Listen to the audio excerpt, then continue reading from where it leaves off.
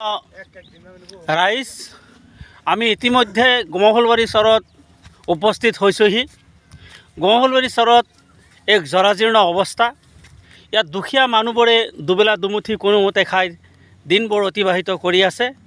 তেওঁলোকৰ জীৱন যদি আমি ব্যাখ্যা কৰিবলৈ যাওঁ তেতিয়াহ'লে চাওক এই পথৰৰ মাজত কেনেকৈ ঘৰ বান্ধি তেওঁলোকে দিনবোৰ অতিবাহিত কৰি আছে।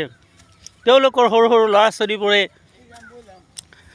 মাটিত বাগৰি বাগৰি কান্দি আছে, কিছুমানে খেলি আছে।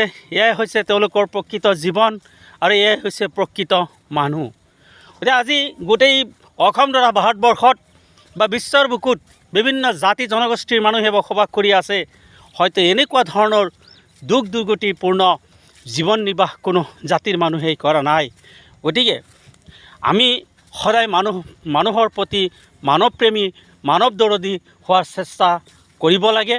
গতিকে এই দুখীয়া অঞ্চলবোৰ ৰাজনৈতিকভাৱে যি পিছ পৰি আছে, এওঁলোকক যি সমস্যাৰ মাজত ৰখা হৈছে, এই সমস্যাসমূহ সমাধান কৰা প্ৰতিটো দেশৰ চৰকাৰৰ নৈতিক দায়িত্ব হিচাপে এটা দায়িত্ব থাকে, কিন্তু দায়িত্বৰ পৰা তেওঁলোকে বিচলিত হৈ আছে। গতিকে এই ক্ষেত্ৰত মই আৰু মোৰ লগত মোৰ সহযোগী চামাদে আছে।